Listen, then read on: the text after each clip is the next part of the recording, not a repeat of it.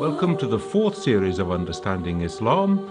This is week 4 when we're going to look at the Hadith, the traditions, the reports, the sayings of Prophet Muhammad.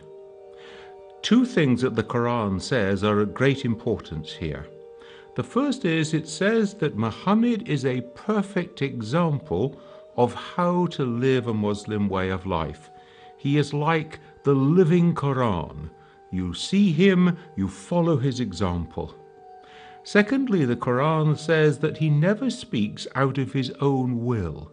He speaks only by the will of God, and therefore his speech, what he says, what he teaches, these are protected from error. Therefore they can be relied upon. Now, it's no surprise then that his followers, his early community, paid great attention to the way that he put the Quran into practice, what he did, the things he approved of, and to the things that he said, what he taught. These then were remembered by people with first-class memories. These are people who relied on their memories. Some of them could write, and some of them wrote down the sayings of the Prophet, but most people were relying on their memories so that they could then repeat them to other people. And you can imagine the situation that people would come home from a day in the market, or they would come back from a journey to Medina, and their family would be saying, "What did you hear that was new from the Prophet?" And then they would narrate, "I was there, I heard the Prophet say. I was there, I saw the Prophet do." And they would be narrating these to their whole families, including children. So even young children at that time would be memorizing the sayings, the hadith of the Prophet. So we see them being remembered, we see them being repeated, and we see them being recorded, both in the memory and also in writing. Now we can say that there are 3 types of speech that flow from the mouth of the Prophet. There are the words of the Quran, and the Prophet knew that at this time he was not in control. He was the conveyor, the spokesperson of the Word of God. Secondly, we have his own words, his own speech and teachings. But thirdly, we have a group of sayings which we call Holy Hadith, Hadith Qudsi. And these are sayings in which God is the speaker. They are given to the Prophet for him to relay to the community. And so we can divide out these 3 types of speech in his own diction, in what he says. And our main concern today is on his hadith, the hadith of the Prophet, they're called. Now, there are limits to the knowledge of the Prophet. He makes it clear some things are known only to God. And yet, because the Prophet has been on this mysterious night journey, the Miraj, he has entered into the court of the Prophet. He has therefore heard from the Prophet things that are not able to be discerned by any other human being. So we say he has knowledge of the unseen, which has been given to him by God. But still there are limits. There are limits on the other end of his knowledge too. He is not an expert on every facet of life. So we have a famous example of some people who were date palm growers. And they wanted to ask the Prophet if this was the best time for them manually to pollinate the date palms. And in the end, the Prophet says, "You've been doing this for a very long time yourselves.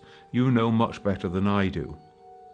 So the Prophet has privileged knowledge, but there are some things that God alone knows, and then there are other things that other human beings know better. We need to explore the way in which these hadith were collected, were tested, were criticized to make sure that they were accurate in each of the different two main schools of Islam, the Sunni and the Shia traditions. So let's take the Sunni practice first of all. You can imagine the situation. There were people who were coming back from the presence of the Prophet, and they would report to others. If somebody heard a saying from the Prophet, they would say, "Where did you get that from?" "I was in the presence of the Prophet and I heard him say," or "I heard it from so-and-so, and he or she was in the Prophet's presence and heard him say."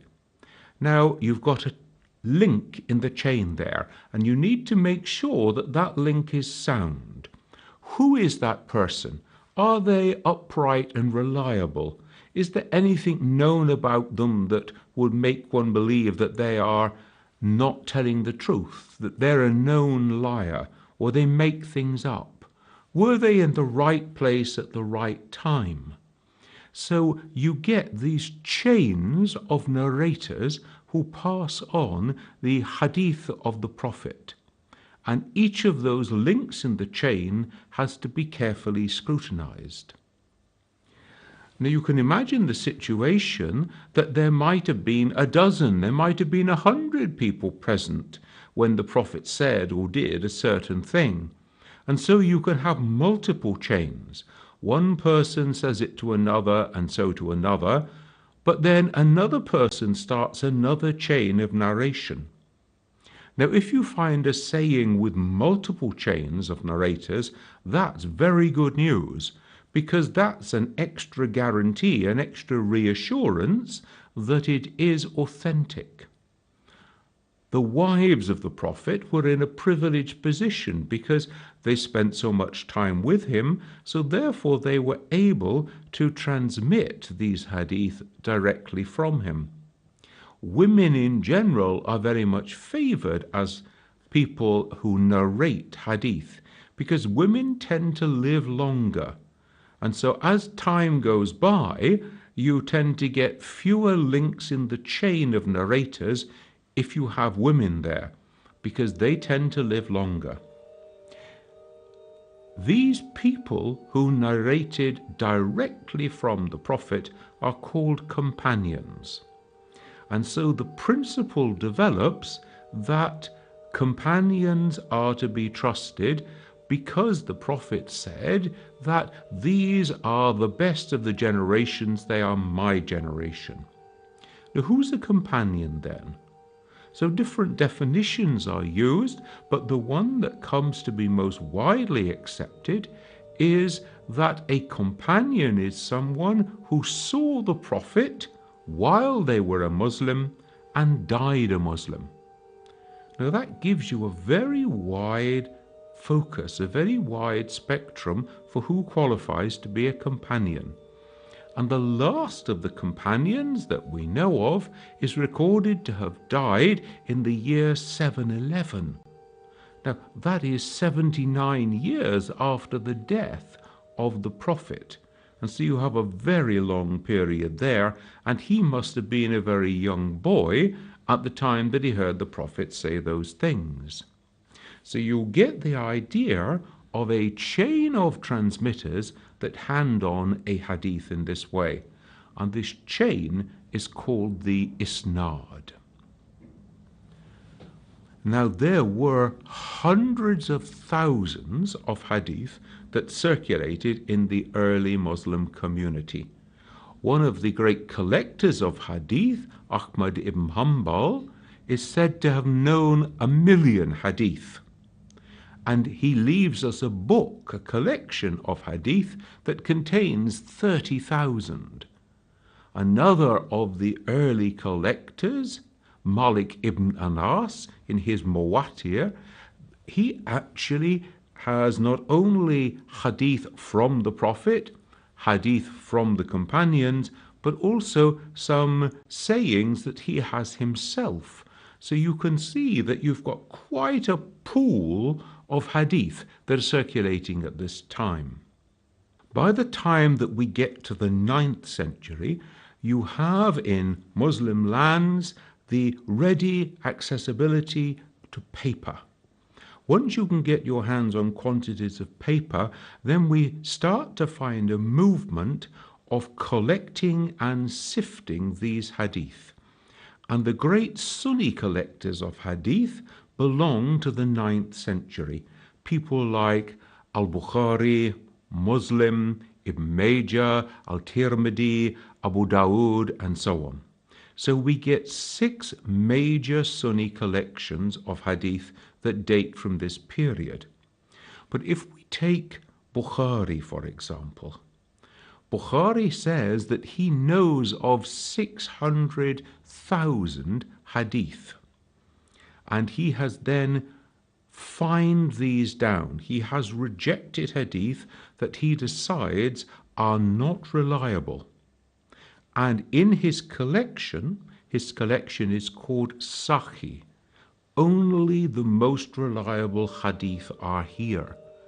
And there are less than 8,000 hadith. So he's gone from 600,000 that he knows down to 8,000 that he regards as being wholly reliable. In the same way, we have Muslim in his collection, which is again only Sahih, only the most reliable. We find some duplicates with the work of Al-Bukhari, more than 2,000 of them, and we find quite a lot of multiple chains of transmission going on down through these works. So we get the message then that a great deal of sifting was necessary. Sifting, checking out the narrators. Who were they? Are they reliable? Were they in the right place at the right time? Could they have met each other? Do we know anything about them? Is there anything against them? In particular, are they known in any way to be unreliable? And so you sift the hadith according to the chain of transmitters. You find that lots of books have been written, biographies of the different transmitters of the hadith, so that you can investigate them as closely as possible. Now, this process of investigation still goes on to this day, because no Sunni scholar will say that every Sahih hadith is contained in Bukhari and Muslim. They are contained elsewhere as well, and so the process of sifting through the hadith is an ongoing process up to today. So remember, Al-Bukhari starts with 600,000, and he gives us about 8,000 in his work. If you take all 6 of the Sunni great collections of hadith, you only amount to about 20,000 hadith that they regarded as being reliable, critically proven to be traced back to the Prophet. We do not have a precise list of all those who qualify to be companions of the Prophet, but they must number some tens of thousands. Indeed, of those companions that are cited in the 6 great Sunni collections of hadith, you have about 1,000 companions who are listed there. Now, this process of cross-checking includes checking what happened to transmit them between teacher and student, because the teachers often would recite them to their students. The students would take them in dictation. They would explain the meaning to the student. The student would then perfect their knowledge of the text and of the commentary, and then the teacher would ask them to recite them back, to read them back, and he would in this way check the manuscript. Now, obviously, if the teacher was teaching over a period of decades, then we ought to find that exactly the same thing was being taught in year 1 that was being taught in year 21 or 31. And so discussing and examining the work of the teachers becomes important here. And eventually we get a classification of these hadith. Those that are reliable in every way are called Sahih. Those that are good, but there's just some slight imperfection in the chain of transmission, these are called Hasan. And then you go down into those categories that have weak hadith, and the lowest category are called Da'if. And Da'if means that there is some flaw there which makes them unreliable as a source of law, but they can still be used by the piety of the people. Now, so far, all this criticism has taken place regarding the chain of transmitters, the isnad. But what about the content of the hadith? The content we call the matn, the body of the hadith itself. And the first point of critical appraisal is, does it in any way contradict the teaching of the Quran? Because if it is, it cannot be accepted. Secondly, does it accord with the general teaching of other hadith of the Quran in other places?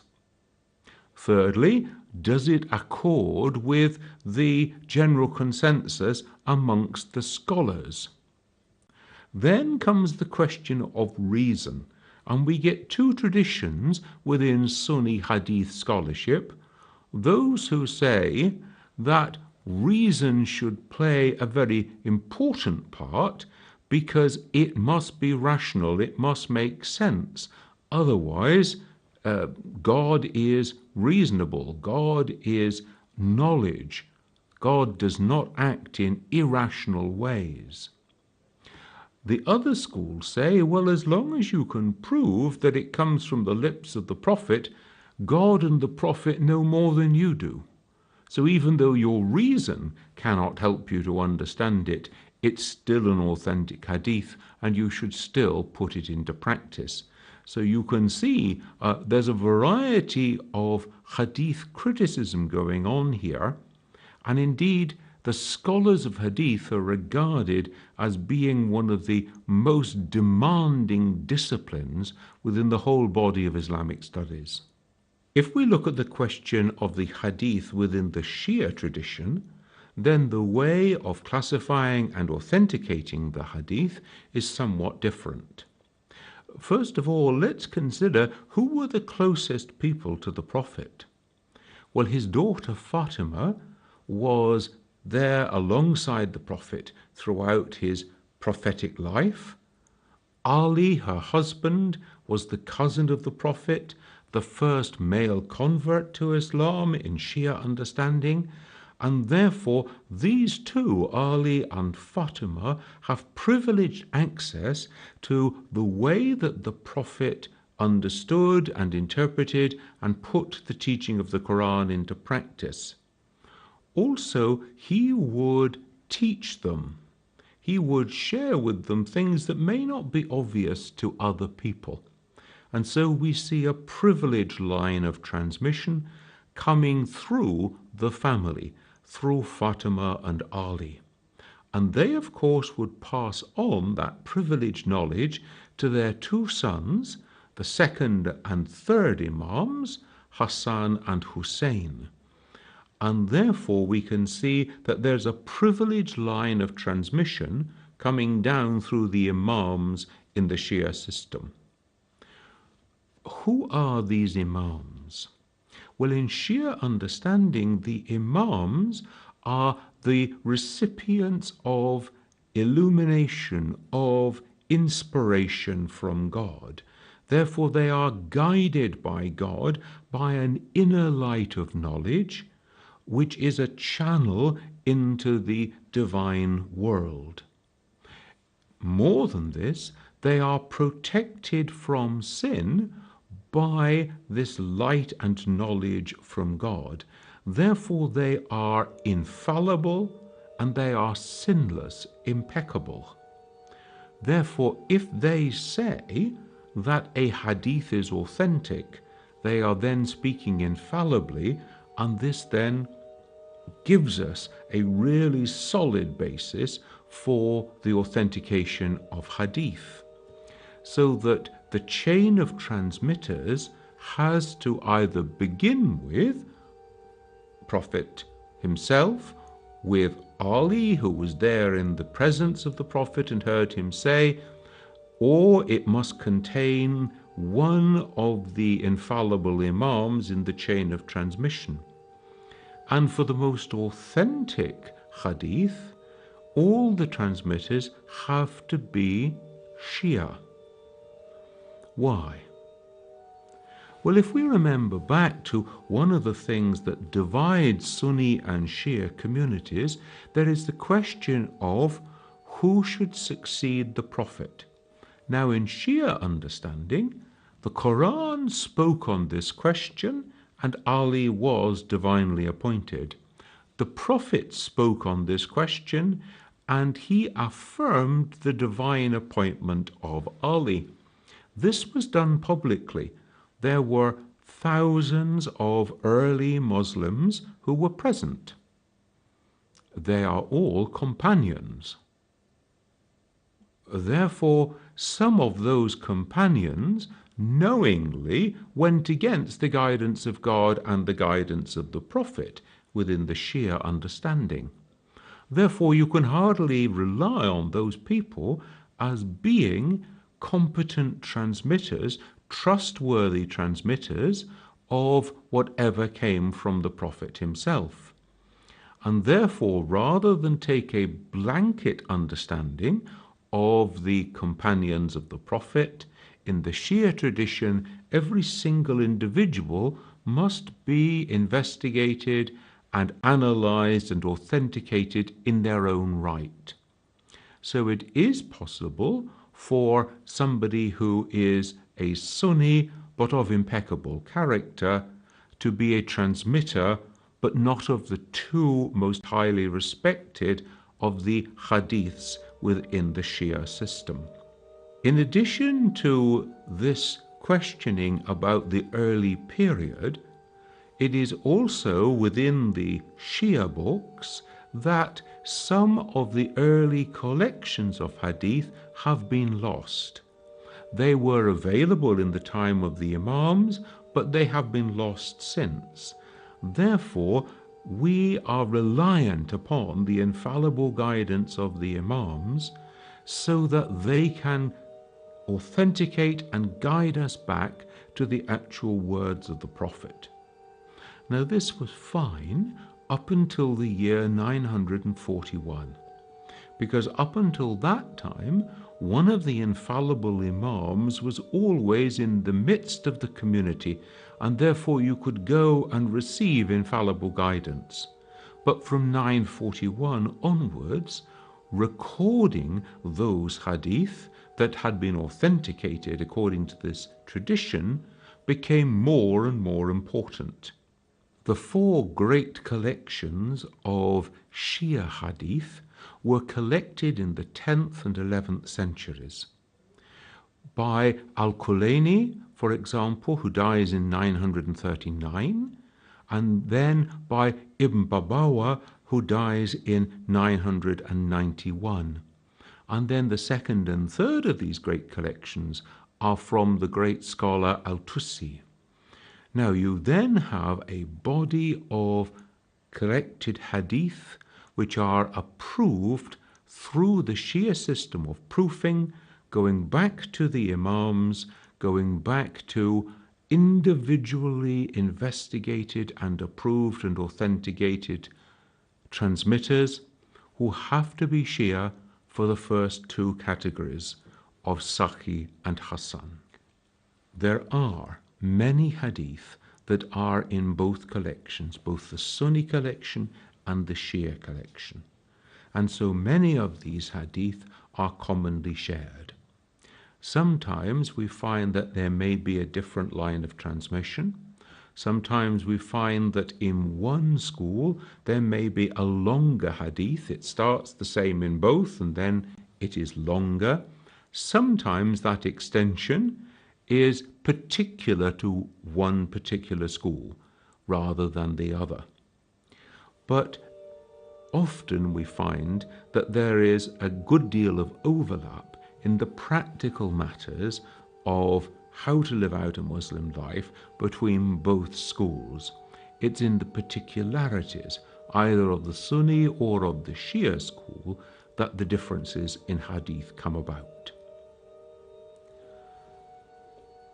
There's a great deal of technical information available about the Hadith material, and if you go to my website, you can download an article there which will take you a little further into understanding this very important aspect of Islamic studies. Remember that you can find all the earlier episodes of Understanding Islam on the on-demand section of the Ahlulbayt website. I look forward to being with you again next week, when we'll be looking at the great theological schools of Islam and the theologians that formed them. I look forward to seeing you then.